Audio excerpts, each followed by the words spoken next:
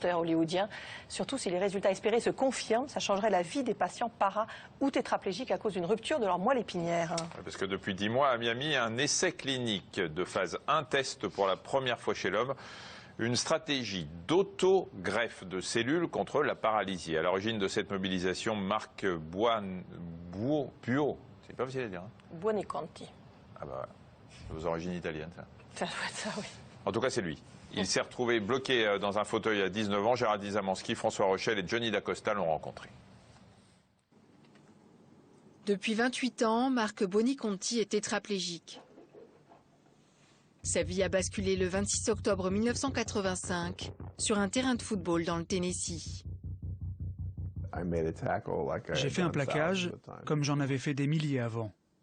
Mais évidemment, celui-là devait être différent, parce qu'en une fraction de seconde, je suis passé de ce qui était sans doute la meilleure forme de ma vie à une lutte pour ma survie.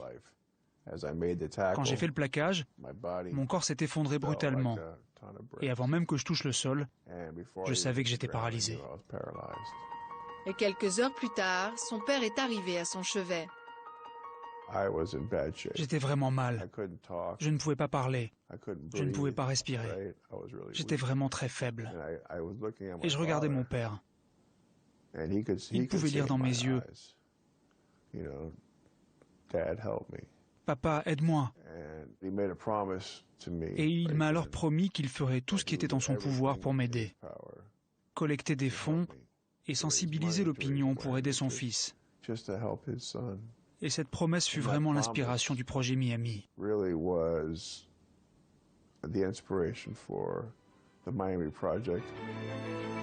Le projet Miami pour guérir la paralysie, c'est aujourd'hui des centaines de chercheurs spécialisés en neurologie, en transplantation cellulaire ou en neuroprotection, attirés par la vision du professeur Bart Green, ici à gauche. Nick, le père de Marc, a tenu sa promesse et collecté des centaines de millions de dollars malgré toutes les voix qui s'élevaient contre leurs rêves. Beaucoup de scientifiques venaient nous voir et disaient « Ce n'est pas une bonne idée, vous créez de faux espoirs. Vous dites aux gens que vous allez guérir la paralysie alors qu'il n'y a aucune chance que cela arrive. » Mais vous savez, c'est comme ça que des maladies ont été guéries. Parce qu'il faut être un peu intelligent, mais il faut être aussi un peu fou.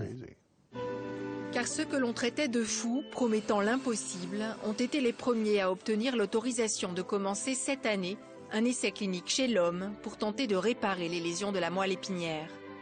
Avec des cellules naturellement présentes dans l'organisme, les cellules de Schwann.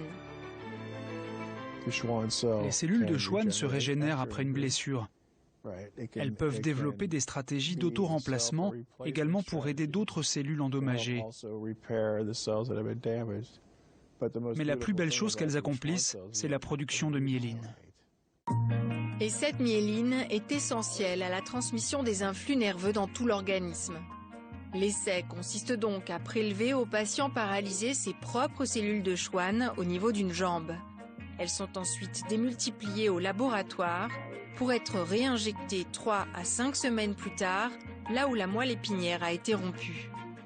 Elles vont y créer une sorte de pont protecteur et favoriser la régénérescence des fibres nerveuses qui permettent le passage des informations entre le cerveau et le reste du corps.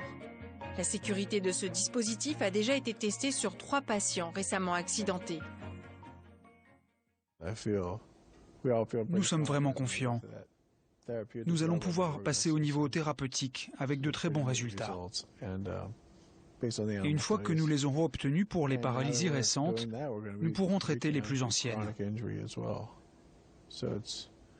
C'est vraiment excitant de voir tout ce qui se concrétise aujourd'hui.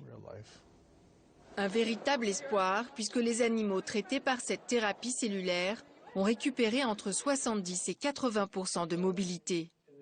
Un espoir que Marc Buoniconti et le professeur Marc Nash sont venus partager avec la communauté scientifique française. Ils sont aussi prêts à mettre leurs moyens au service de projets internationaux.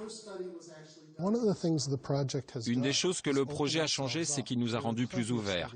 Il y a énormément d'études à faire et beaucoup de choses à partager. Plus tôt nous y parviendrons, mieux nous réussirons ce projet collectivement avec tous les scientifiques internationaux qui font une recherche de haut niveau. Très confiantes, les équipes du projet Miami préparent déjà les étapes suivantes. Plusieurs millions de dollars sont investis dans la création d'un nouveau service de rééducation. Pour que les muscles des patients soient prêts,